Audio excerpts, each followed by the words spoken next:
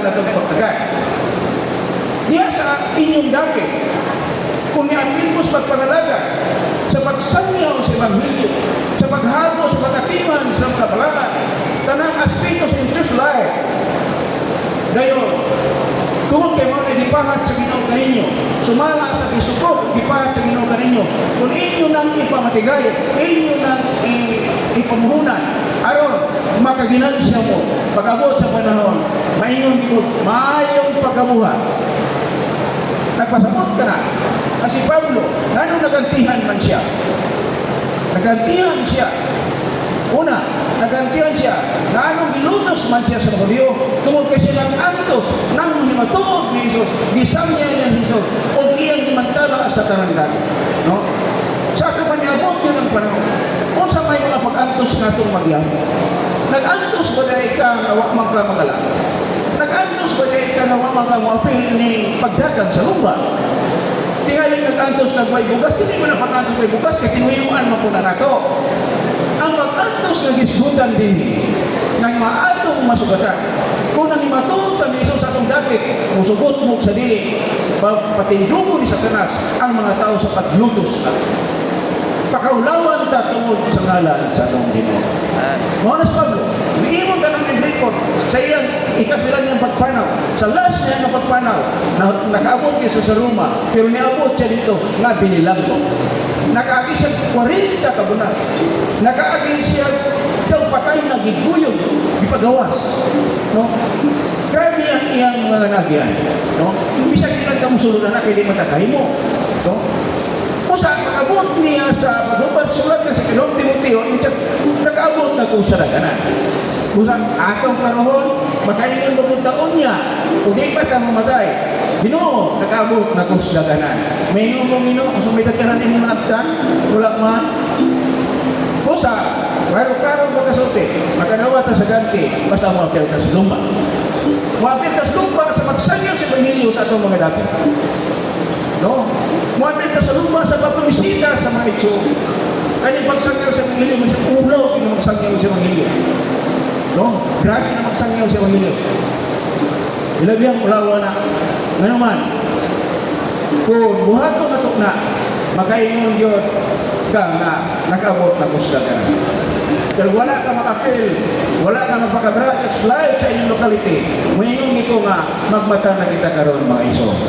Udagan ka sa lumpa sa pamatigayon sa Diyos pagpadakok ng Kristo. No? Aron makapil ka sa ganti. Amen. Dini, atong tarano, ang kabukat nga makaulang o kaya gitawag o ang sala nga makalikos, pulos, man kaulangan, unta sa kaibigan ng mga matutuo. O makapukong nila sa pagdagan sa langit ng lumba. Kusa, ako nabiyan, tanang kabukat, tanang sala ang naglikos na ito, problema. Ilang bitaw kinig yung mga igsoon na maglikos na ito. Sa akong experience sa akong panginabuhi, usay mabulit at utang malisod na ito magpapad pero ka ng gaway sa kubita ba? Ang gaway sa kubita, kung makalikos na mo, di na ka dito batpat.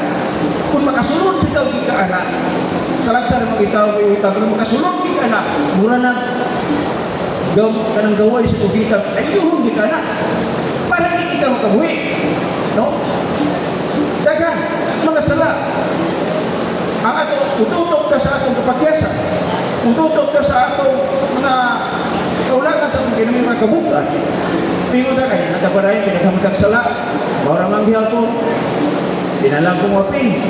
May iso, gidasik ka sa magsusulat sa Hebreano.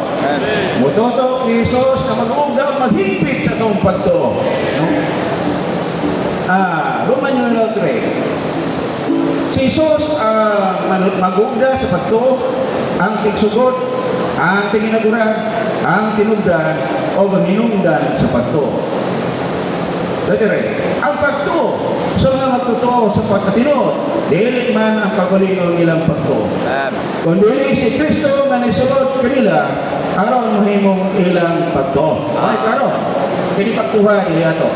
Number 1, ang pagtuo, nako, mao ang pagpatinood na ito ni Kristo, ingog reaction sa iyang pagdanin. Number 2, sa natural na tao, wala tayo kahimungan sa pagtuo. Wala tayo pagtuo sa atong kaugalingon. No? Number 3, ang pagtuo nga nakaluwas nato mao ang bililong pagtuo nga nadawat nato sa Ginoo, ang pagtuo gibahin sa Dios. 4, kung mututok ka magtumiso, palakayan kaniya na espiritong kaghatag kinabuhi sa kaugalingon, lakip na sa elemento sa pagtuo.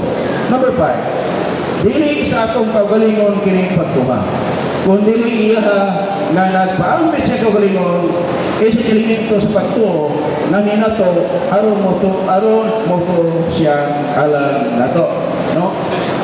Kini pagtuha dili ato. Kung ang atong mga anak man, gustuhanon ang atong mga anak, wala makanangat. Pag Diyos ang nagbuot anak, dili kayo ningon nga magtotoo ang ginikanan na magtotoo po ng anak.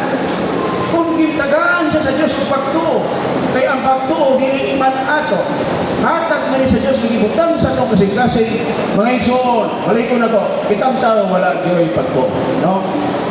Kitang tanan, klaro kayo na wala kita'y pagtuo. Pinagi sa pulong sa Ginoo nga nyabot kanato. Misulod kini kanato kining pulong dayon gibutangan og pagtuo ang atong kasing-kasing.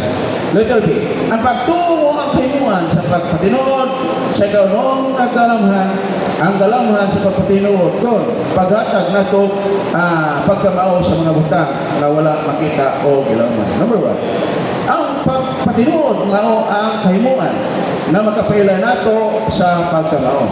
2, ang kagamitan sa ang 5 kagalamhan mao ang pagpatinuod sa mga butang sa dayag nga kalibutan, ang pagbalhin sa tanang objektibong butang ngani nato aron mahimong objektibo natong kasinatian. 3, mahimong na alam sa pagtanaw ang mga mata, alam sa pagpaminaw ang dalunggan, o alam sa pagsimot ang ilong. Busa ang pagtuo, ang atong espiritu sa pagtuo mao ang dalamhan sa pagpatinuod nato sa mga butang diha sa dili makita o espirituhanong butang ngani nato. Sa ato pa ang pagtuo nato gigayo. Nasayod ka na kini nga pagtuo ilabihan gyud ka importante. Kay klaro ka nato nga sa bersikulo 1 sa Hebrehanon 12. Kitang tanan budagan sa lumba uban sa mga saksi o kanang gitawag pangano nga naglikos nato, no?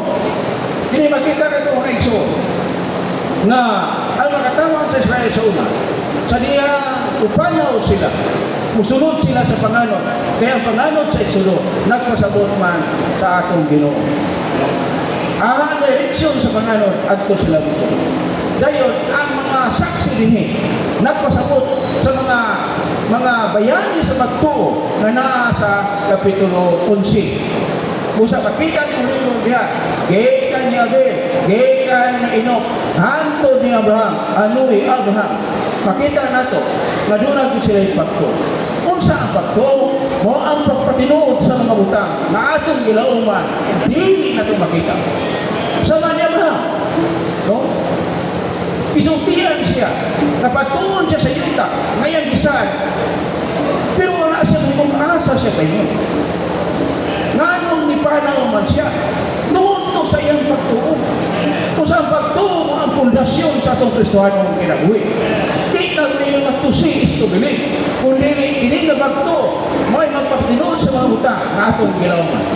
Makita pa rin nato si Kristo sa atong pisikal ng mga mata. Makita pa rin nato ang bagong Jerusalem o makita pa rin nato kinita na mga butang atong gising gamutan. Pero tungod sa pagtuo, sama ni Abraham, ini nga pagtuo, nakapahimo niya nga mipanaw siya. Dahil sa niya gani, bisan pa sa asawa, nga nakapatulog ka na kamao siya, tungod sa pagtuo. Kita di tang magtutuo. Nga lang tang magtutuo, pero madodwaon kita. Mahimo ka, pero nganong mahimo man, tungod kay mituo man. No? Dayon, nganong giingnan siya, na kining anak ka ihalad nimo, nato sa bukid sa bukid. Nganong mo man siya mo balimat, tungod kay siya man ang tao sa pagtuo. Busa may sama ang tapang sa mga bayani sa pagtuo na na-record sa Kapitulo 11 sa Hebreano. Mga tao sila nga atong pattern, atong sumbanan, na kining pagtuo mo'y nagpil